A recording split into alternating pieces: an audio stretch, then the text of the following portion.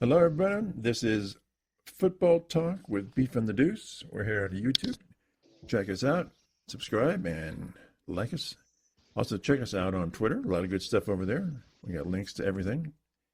Um, this is a Browns fan blues Sunday evening for me. Uh, man, oh man.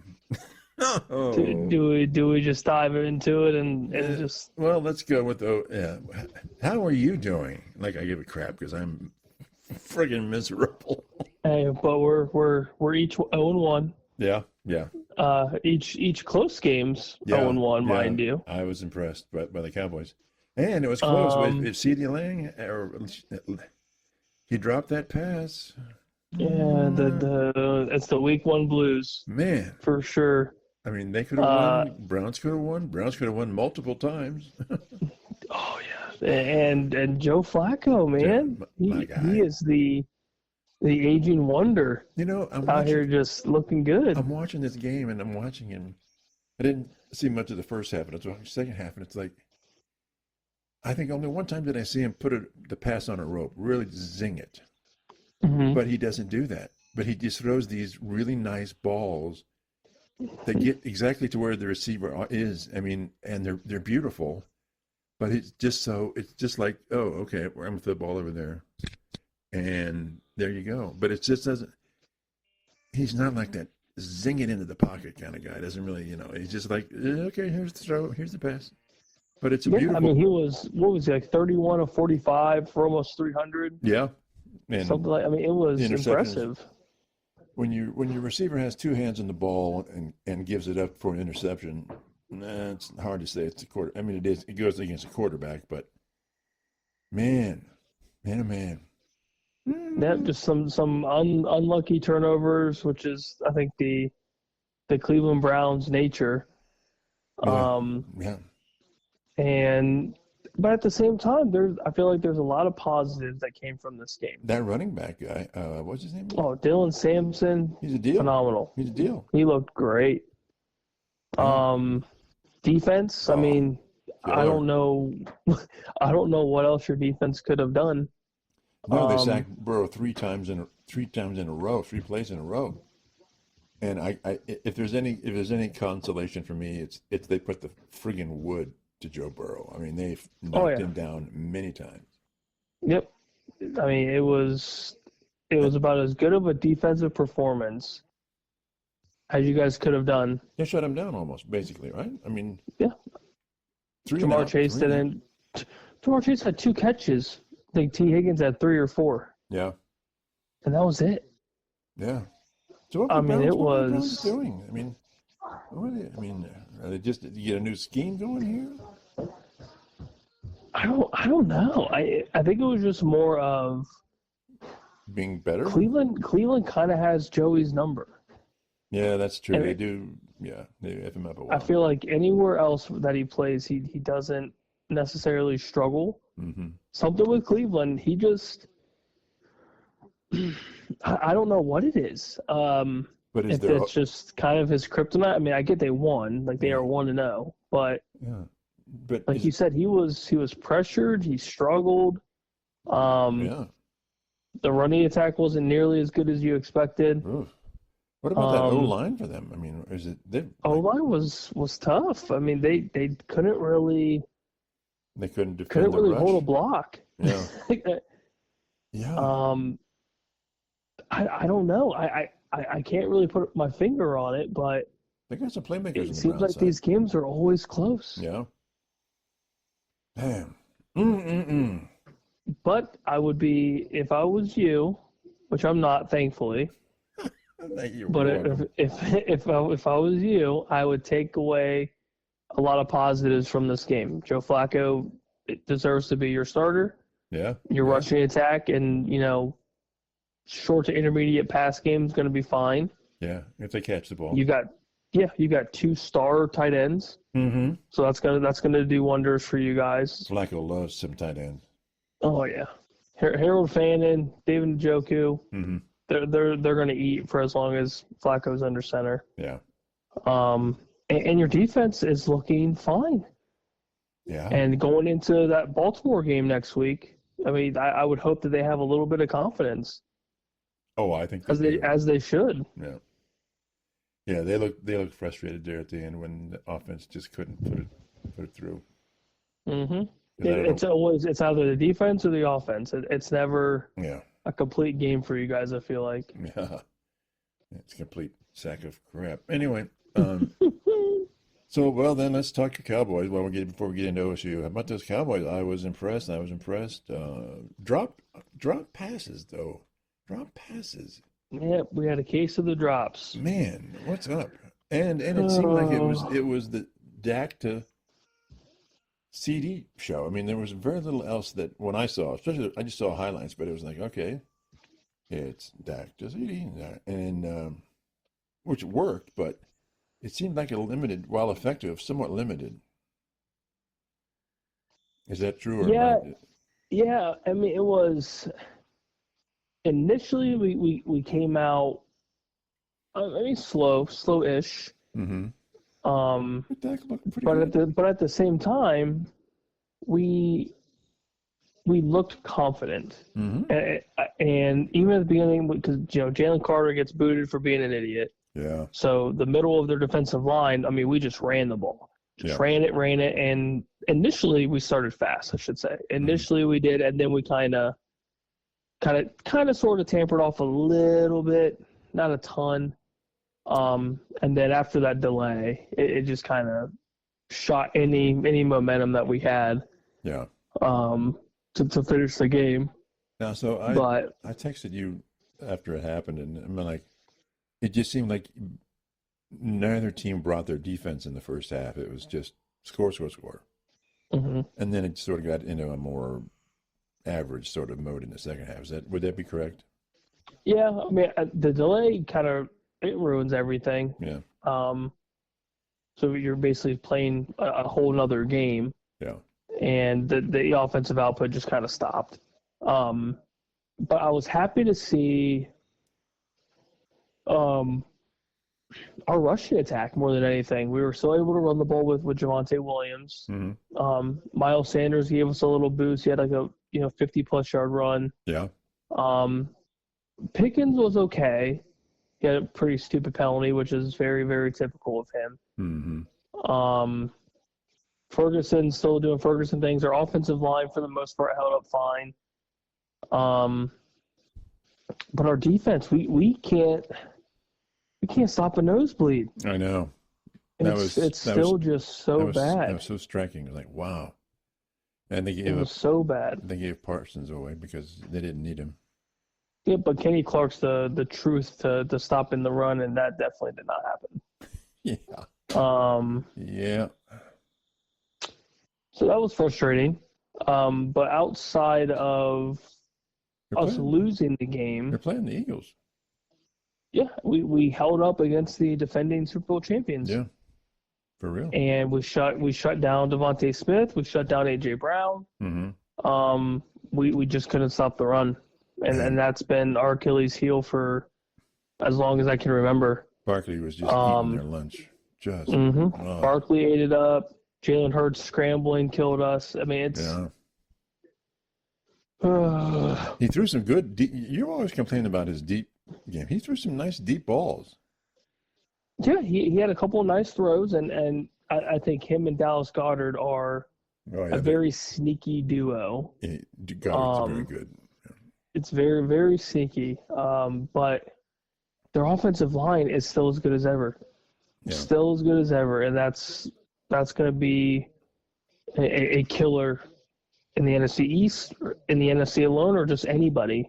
Because you can't get through. Mm-hmm. And if you get through, or you play man coverage, Jalen Hurts just sees it and then he runs. Oh, yeah. You're dead with man coverage, yeah.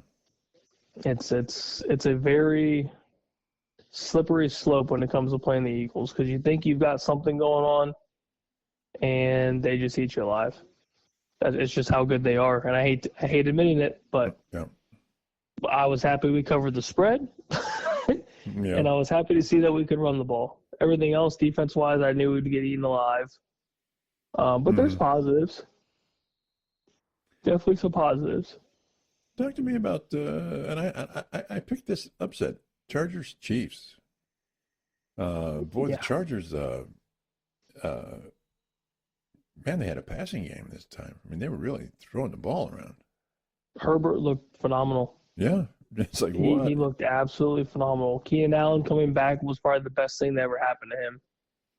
Mm-hmm. It took a little bit of pressure off Lab McConkey. Rushing attack wasn't too bad. I mean, the Chiefs' front is pretty solid. So I was happy to see that they didn't give up on the run. Amari and Hampton looked as good as a rookie could look against the Chiefs. Mm-hmm. But Herbert just, my God, gunslinger, absolute gunslinger. And what a contrast in styles between him and Mahomes. Because Mm-hmm. Herbert's like, yeah, I'm going to drop back and I'm going to stay in the pocket and I'm going to throw the ball. Mahomes is like, and it's to his credit, he's just winging it all over the place, and it's fun to watch, isn't it? Mm-hmm. Just It was a fun. phenomenal game to watch. Yeah. Fun game to watch. Yeah. And what an atmosphere. I mean, you get to play in Brazil. Mm-hmm. The crowd was as electric as you can imagine. Yeah, they seem to follow it. And the game itself was great. It was a ton of fun. Mm-hmm. Yeah. A lot of good stuff there. All right, let's talk about OSU here. I called a shutout, and I got a shutout for once in my life. Yay! I can't believe it. Can't believe it. Well, really, you probably could believe it.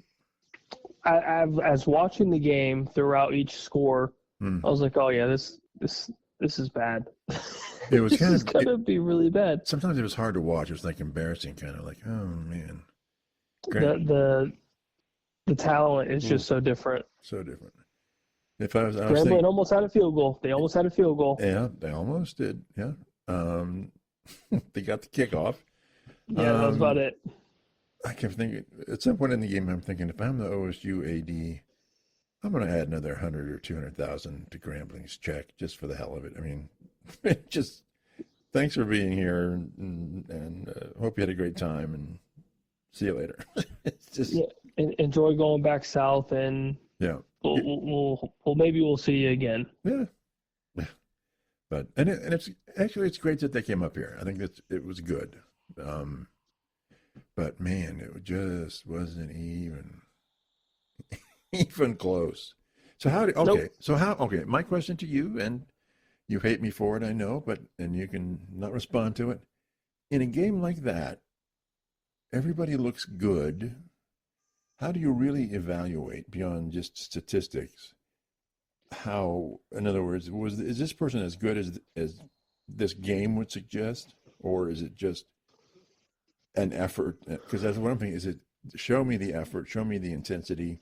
That's what I'm really looking for here. I think you're looking for consistency.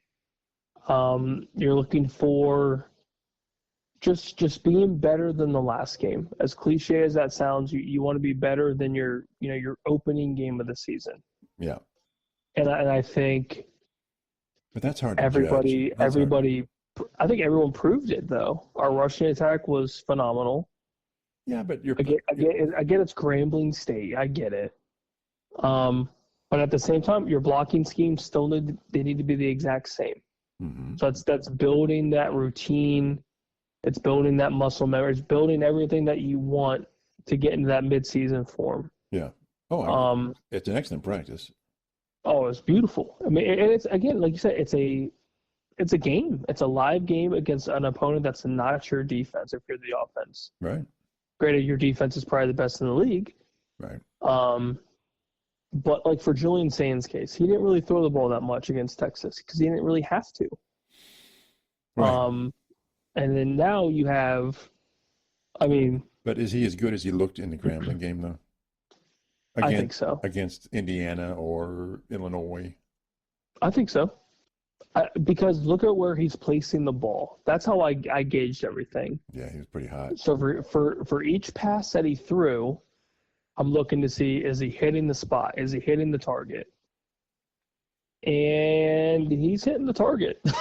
He's hitting it pretty damn well.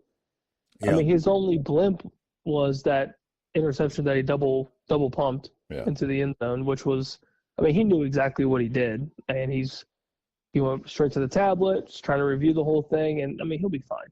I think I expect mistakes in these games because you can afford them. You can kind of see what you can get away with. If it's too risky, you might not do it again. Yeah. Something tells me he knew it was bad when he threw it. Yep, because he double clutched it, and he knew it. Yeah. He knew it. So it was more of a decision-making issue than anything else. Because it went right to it went to the receiver, but the guy stepped in front of it, that's all. Yep. I mean, the double pump, if he didn't double pump it, he probably gets it in. Yeah. So he kind of second-guessed himself, which, again, he's a young quarterback in his second game. I would much rather you do that mistake now. True. But, yeah, I mean, I'm looking at, the relationship between him and Jeremiah Smith, which that blew up fast. Him and Cardinal Tate, still doing their damn thing. Yeah. Julian Sain and all the tight ends. That's great. That is a nice wrinkle to the offense because everyone's so worried about Jeremiah Smith, Cardinal Tate, Brandon Innes. Guess what? We have phenomenal tight ends as well. Yeah. So that is a nice little, hold a block for a second, slip out of your block, boom, there you go. And then, I mean, do we need to go into the rushing attack? Because that was phenomenal. Yeah, but again, So, but okay, talk to me about the defensive rush onto the rush. Again, I mean, it wasn't bad or anything, but it's still not there. There's still not that going on here. Am I wrong? Yeah, but I feel like if we're not getting those sack numbers that we're really worried about, are we pressuring the quarterback? Are we containing the quarterback? And I feel like for the most part we have been. Texas, we contained Archie the whole game. For this game, I mean, we shut him out. Yeah. If we have a bend but don't break defense, that's fine because that's what won us a national championship. Right. That and some big plays. Yeah. So I'm okay with how the first 2 weeks have looked. I don't necessarily need sack numbers or any of the fancy stuff. Just get that offense off the field somehow, some way. I don't care how you do it. And I feel like 2 games in the Patricia era, we've given up 7 points. Right. So, okay. Granted, again, it's Grambling State, and it's not supposed to be close, but you're showing utter domination, which is good. You're more than doing what you're supposed to do. Exactly.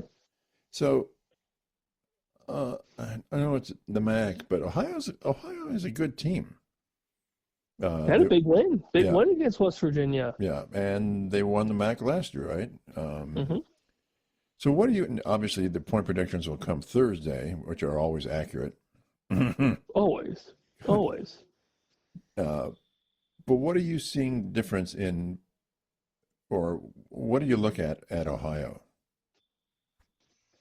I look at a team that's not afraid to play a little bit of smash mouth football. Yeah. Not afraid to, throw it downfield or, try to beat you with the run. I don't really think they're afraid of anything.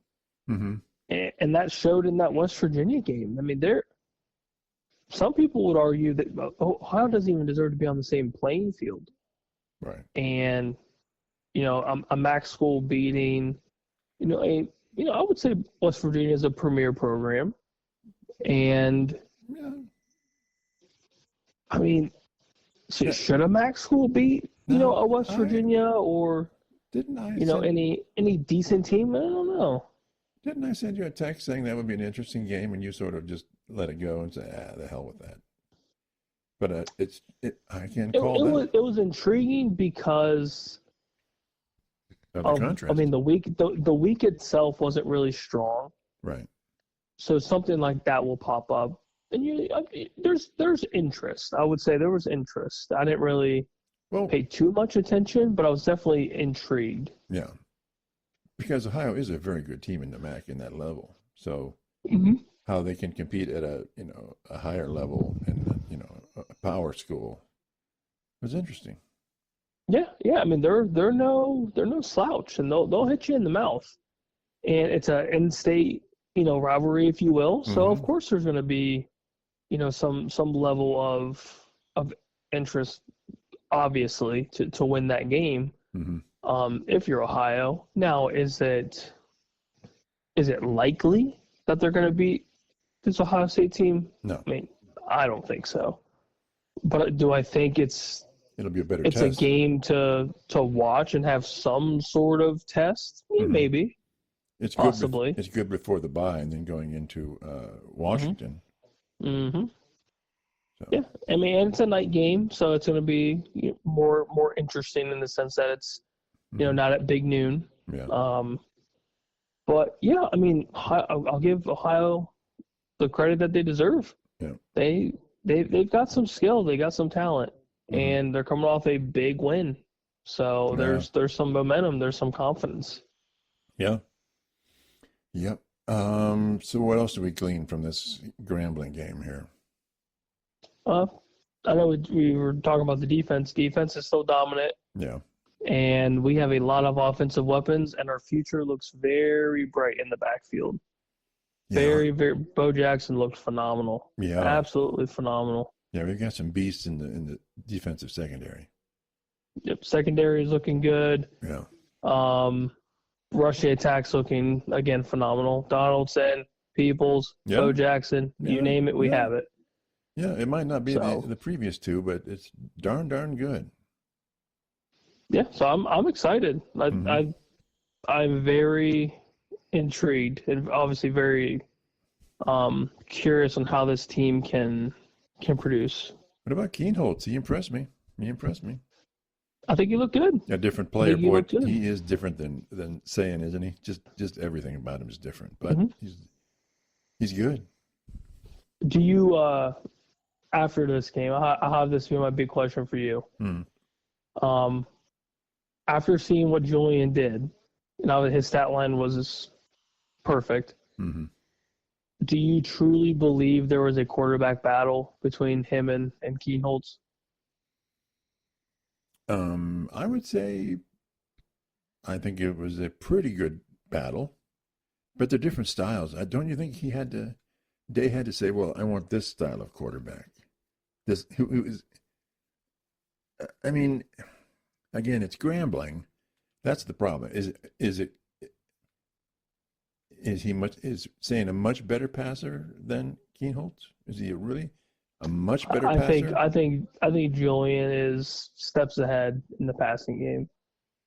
Okay. I truly believe that. Just seeing him do what he did, and again, I get the opponent, absolutely understand it, but you still have to hit your spots. You have to hit everybody in stride, Right. and that's what he did. Like the Jeremiah Smith touchdowns, he never broke stride. Yeah, that's the impressive thing to me about Sayin is as good as the other Ohio State quarterbacks have been in the past. They tend to not lead the receiver on a deep ball. Typically, the receiver has to hitch up for a second and wait for the ball to come down, which is not going to work in the NFL, by the way. Mm-hmm. So yeah, I was impressed by that. That aspect alone tells me he's the guy to do it with. Yep, Yeah. He's slinging, absolutely slinging. Yeah. And he's as cool in the pocket as I've seen, right? I mean, the confidence is building, and that's scary. Mhm. I would be nervous if I'm the opposing defense, because that's all you want out of this game is just confidence. Right. You want a younger quarterback in his second start to just not. I mean, he belongs. But mentally, he wants to, prove that he deserves it. And damn well anybody that's under center wants to prove to the coaching staff, the Right. fan base, that he belongs, and this is why I belong. And I think he proved that very, very quickly. And I don't think there is any doubt of him being under center. I think he is the dude. Okay, but from what you've seen and what we know, would Ohio State's record have been different if it was Keenholz? I don't believe we would have beaten Texas with Keenholz. Really? Why not? I think the passing attack that Julian did, granted it was a very basic scheme, Mm-hmm. but the only reason I think that is that pass to Carnell Tate. I don't know if Keenholz would have made that pass or would have thrown it. And I think a lot of kind of those clutch plays that Julian had throughout that Texas game. I don't know if Lincoln could have done it. I trust Julian Sain's arm talent more. Yeah. And I think I'm biased on that. But then again, it's hard to say. Of course, I'm going to backtrack here. It's hard to say with Ryan Day's knowledge of, good quarterbacks. I could be completely wrong, and Keenholz could have dominated Texas. Who knows? Well, doesn't he present another factor, the rolling out, the run factor, the dual threat factor? I think they would have ran the ball. They would have probably ran the ball a lot more than what they did because of that dual threat ability. Mm-hmm. So I don't know if the passing attack would have been, anywhere. I mean, it would probably have been cut in half at the very most. Mm-hmm. But yeah, I think they have the dude overall, and he's just going to get better and better. Yeah. Although I'm impressed with Keenholz, though. I think he would start in probably all but maybe one or two teams in the country. I think he's that good. And that's a good problem to have, right? Oh, yeah, absolutely. You want a battle between two quarterbacks at the number one ranked program in the country? Yeah, I would say that's a very good problem. So then why is Keenholz sticking around? Why isn't he transferring out? I would say NIL money, selfishly. Okay. Well, and I also think he's going to learn more at a top-tier program than, anywhere else. Is he in the same class as saying as far as freshman and sophomore kind of thing? Is he younger? I think Lincoln's a year older. Okay. If I'm not mistaken. Because saying redshirted last year? I don't think, it would have been last year because he didn't do anything last year for the most part. Or at least he didn't lose his red shirt. But yeah, who knows after this year? Maybe Lincoln does leave. But if Julian plays as well as we think he's going to play, then yeah, maybe him transferring next year and maybe pulling the common cord. Who knows? I'd stay at Ohio State though. I would still stay at Ohio State. I would stay. It's as bad as it is to say. It takes one play. Right. It takes one play, and then boom, you're the guy. You're the guy. That's right. And I think the Ryan Day, Brian Hartline offense is better suited for, any quarterback. Any quarterback that runs through this program, I feel like, has a very good chance to be successful. Do you think if he gets some playing time but keeps playing and playing well, but it's always Julian saying, where would he likely go in a draft? Or did he go undrafted and walk on? Yeah. I think he would go undrafted. There's not enough tape against quality opponents to really do anything. He would have a better chance at getting drafted if he transfers, like sits this year or is the backup this year and then goes somewhere else and is predominantly the dude wherever he goes. But doesn't he has to be selective as to where he doesn't want to go. I'm sorry. Going to Syracuse isn't going to help. It's just not. It could. It could. How? Kyle McCord got drafted. And he's no longer playing. He's on the practice squad. Okay, well, okay. He's at least on a roster somewhere. Okay. But at least like with Kyle McCord, he holds the ACC record in passing yards. He had a chance to shine, but if he'd go on to Clemson, that'd be a much better place to go. Yeah, but you follow some NIL money and the rest is history. That's the hard part about the transfer portal because part of it is you want to start, and that's great. But a lot of it is, if you're going to transfer and up and move, you want compensated well for it, and you want to see who gives you the most money. So did Will Howard come to Ohio State just for the money?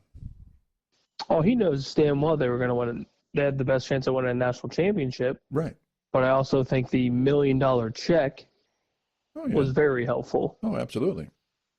But so I think you try to get the best of both worlds the best way you can. And for Lincoln's case, there hasn't been too much for him to prove that he's, a dude outside of like his high school highlight and, his recruiting status coming into Ohio State.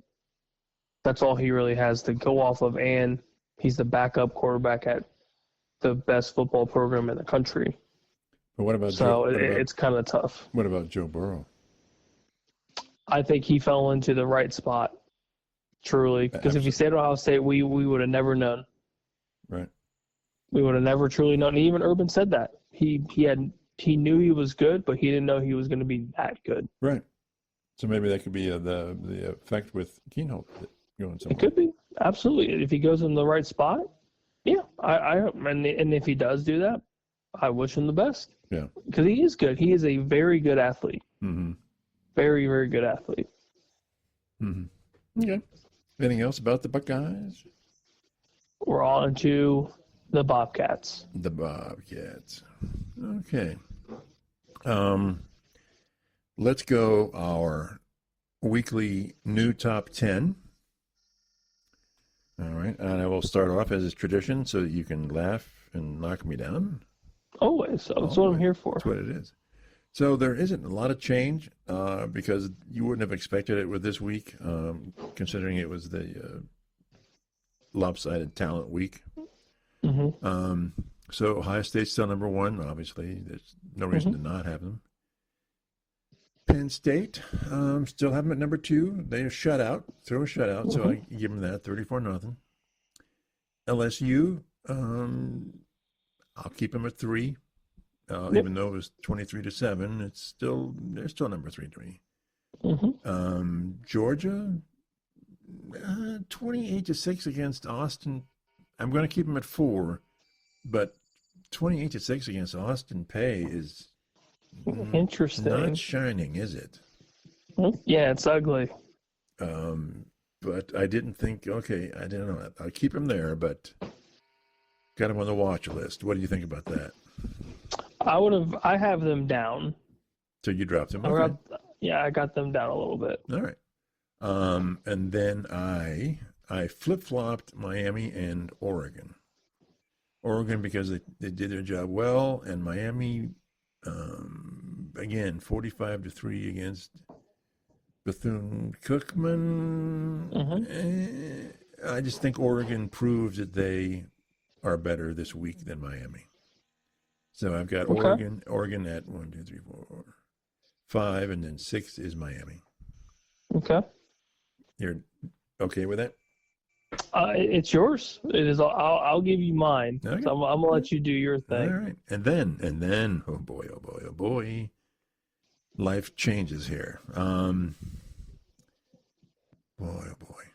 Texas. I dropped them. I dropped them from 7 to 9.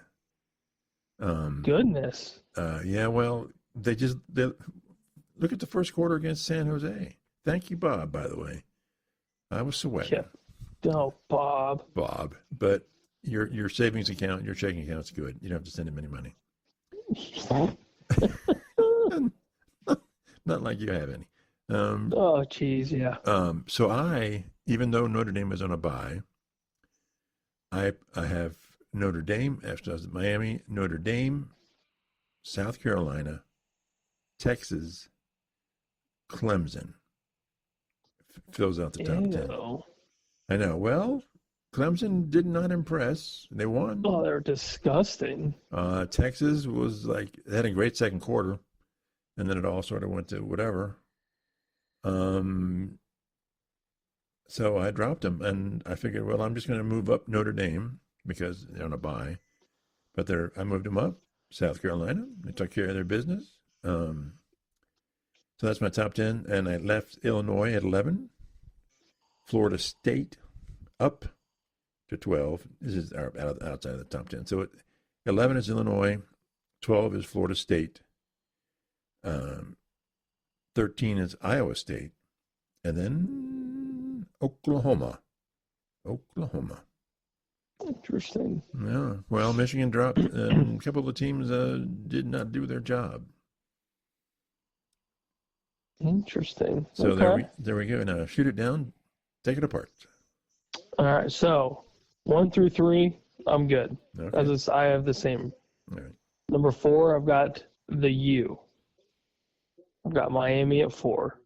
Really? I am impressed. Bethune-Cookman 45-3. I'm impressed, and I think they're the real deal.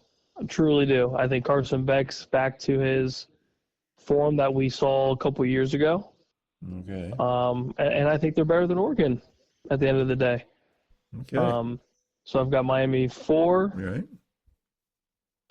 Oregon 5. Okay. Well, that's the same. Yeah. There we go.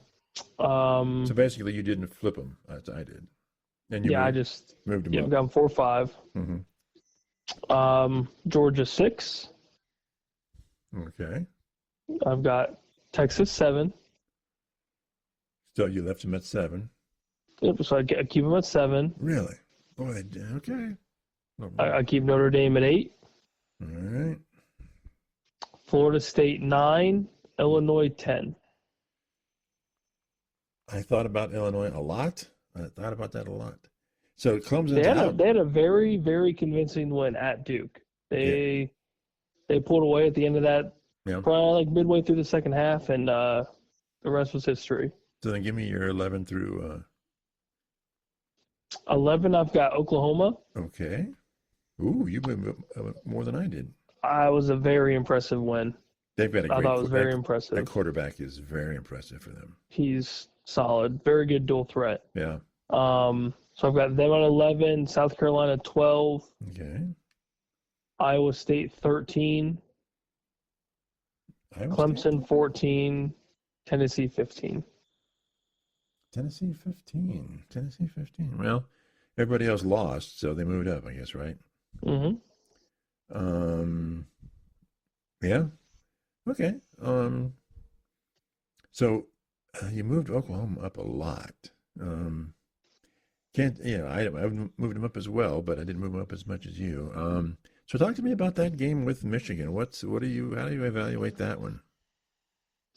I think Venables had something to prove, as cliche as that is. Yeah. He's been kind of getting some shade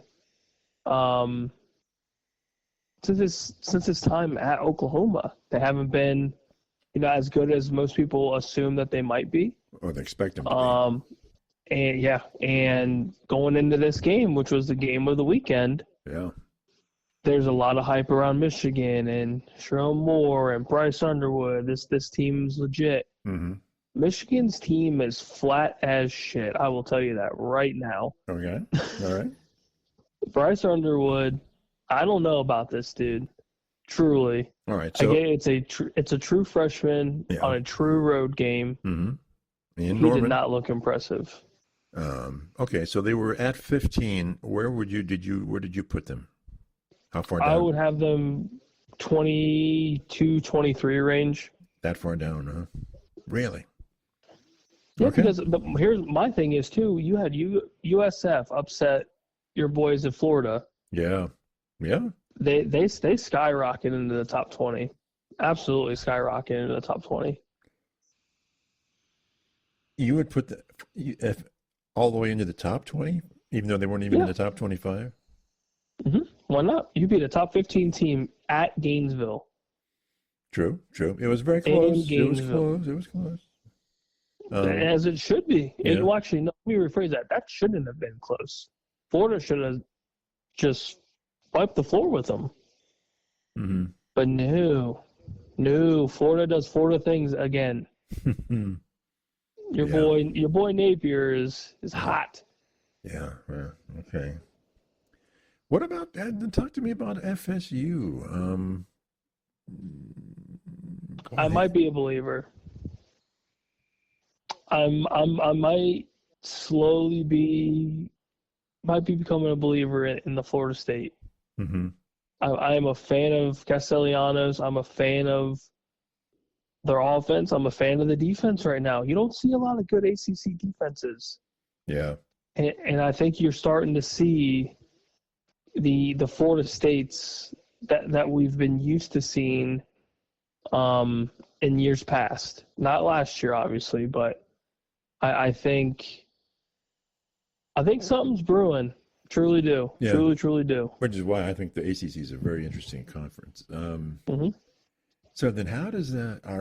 Should Clemson be shaking in their boots right now with Miami and Florida State? I would be shaking in my boots that they struggled against Troy until they pulled away. Yeah. At one point, you're down 13 points to Troy. Yeah. That's not good. Yeah. It's not good at all. Yeah. So I know it's early, but I would be more concerned on why it's taking so long for the offense to get going. Yeah. And why the defense is giving up 16 points to Troy. Yeah. I think that's more concerning. Yeah. I wouldn't be necessarily worried about Miami and Florida State. I'd be more worried about why is my team not producing the way that it should be. Yeah. Yeah. That would be my big concern. Yeah. Yeah. I mean, when you look at OSU and even Penn State, and I know you love Penn State, these teams are taking care of Illinois, even Indiana. I mean, they're winning by wide margins and not particularly sweating it. Mm-hmm. But Clemson is having to work hard, really hard, Mm-hmm. which isn't good for down the road, I think, right? It is not. Yeah, it is not. All right, rank Clemson, Miami, and Florida State with me right now. I got Miami 1, Florida State 2, Clemson 3. Ooh, boy, you're a Florida State homie. Okay. I'm a fan. I am a fan. Okay, so where's Illinois going in this mix? And you got them at 10 now. I had them at 11, and I kept them at 11. Mm-hmm. They did their job. They took care of business. Yeah, and they won a relatively tough away game. Yeah. And that's a confidence booster and a momentum builder for that program. Yeah. I mean, that might be one of their tougher games throughout the season. Mm-hmm. But yeah, I mean, it just goes to show that they're worthy of the top 10 ranking. Mm-hmm. So I would, I don't hate them being within that top 10. Okay. Then and they look good. They looked really good. They did. A lot of people are really on the Arizona State bandwagon, and they're a good team, but they lost to Mississippi State. Talk to me about Arizona State, where you would have put them. I don't have them in the top 15. Yeah, they're out of my 25. You took them out of the top 25? Mm-hmm. You lost to an unranked team. Yeah, that's true. Yeah, I mean, Alabama's lucky that they're still in the top 20. According to the AP poll, they are 19 right now. Ahead of Utah, Texas Tech, Indiana, a one-loss Michigan, Auburn, and your guys at Missouri. If that doesn't scream brand, yeah, I don't know what does. Yeah. So you think basically Arizona State was just a pretender all along? Kind of seems that way. I know Mississippi State's a kind of a sneaky SEC school. Yeah. But they were also unranked. Right. That doesn't really benefit you early in the season when that's your second game. Uh-huh. And then you've got teams like Florida State coming out of nowhere. They're already in the top 10 for Right. most people. Right. Clemson, I mean, they're Struggling. trying to get back on track, but it's getting a little hairy. Oklahoma's in your top 15 for the most part.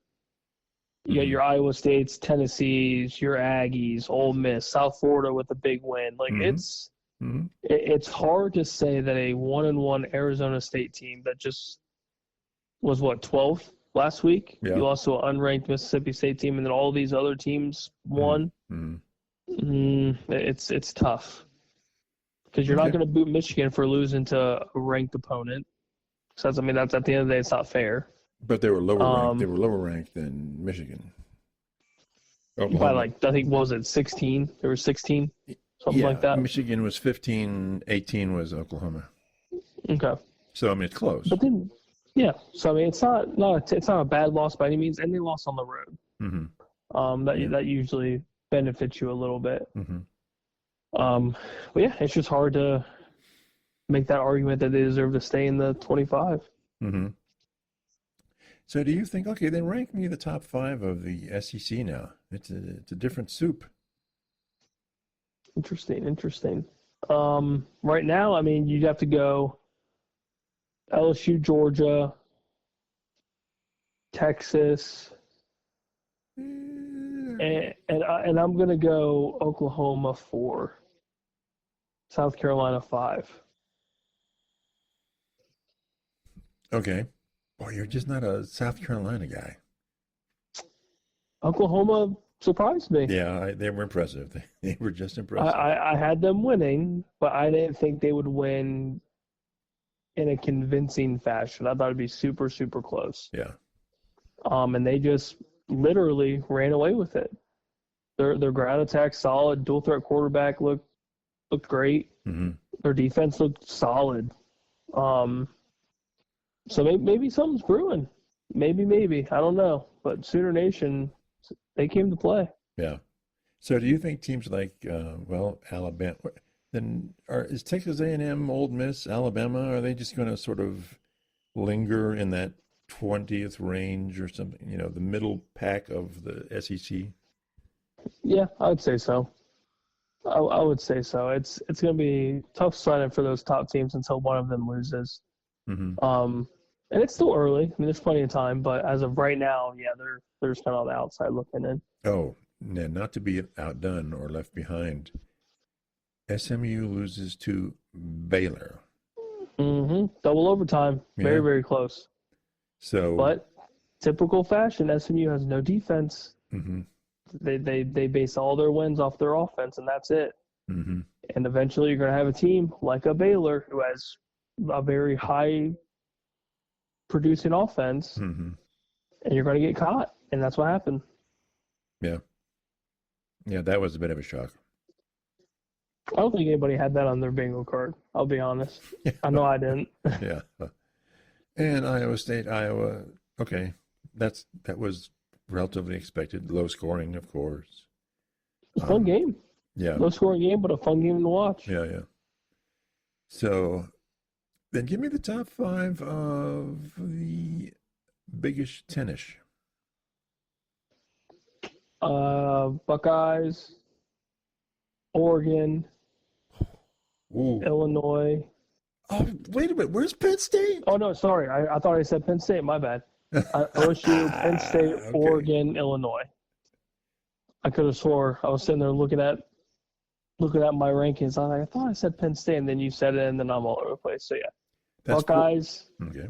Buckeyes, Penn State, Oregon, Illinois. And? Do I have to say them? Yes. I'm gonna give Indiana their kudos. They are still undefeated. I think they're showing that we're legit, right?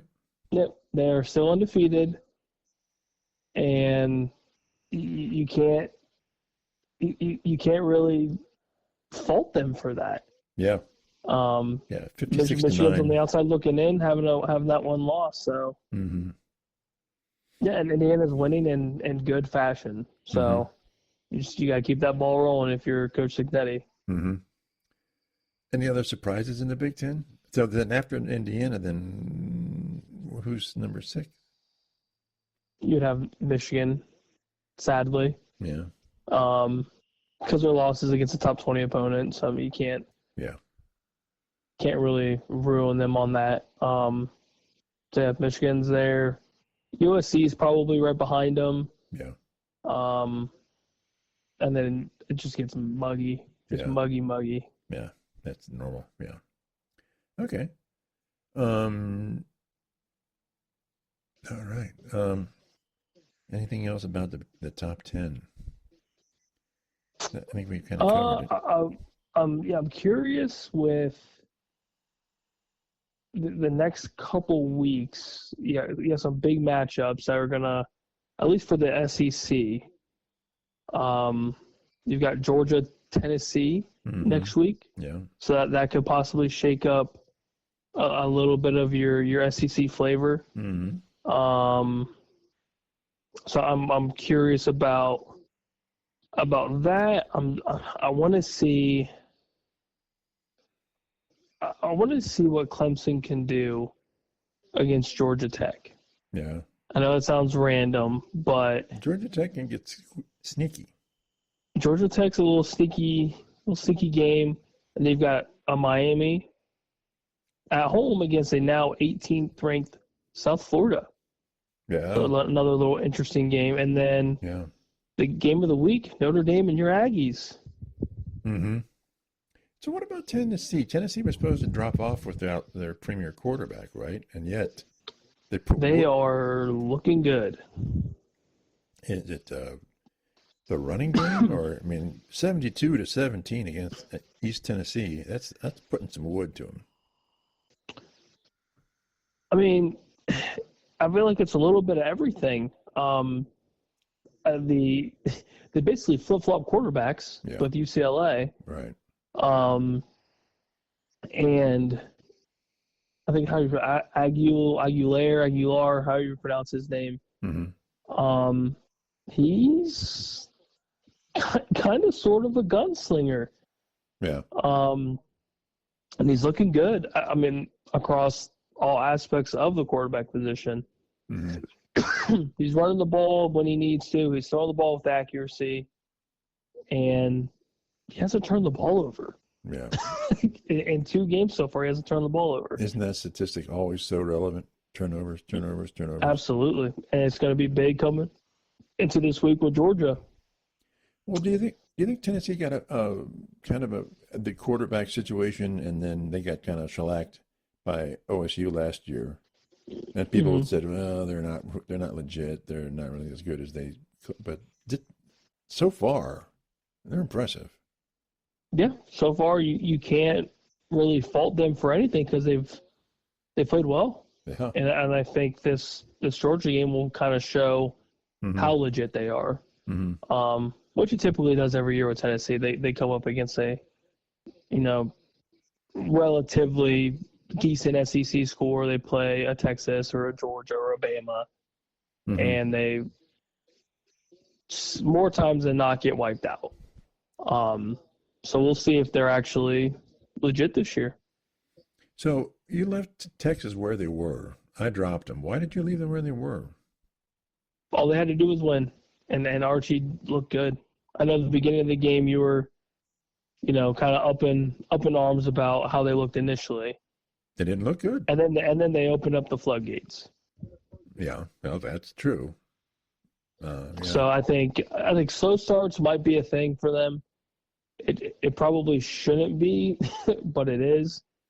But they came out after those 2 possessions, and the rest was history.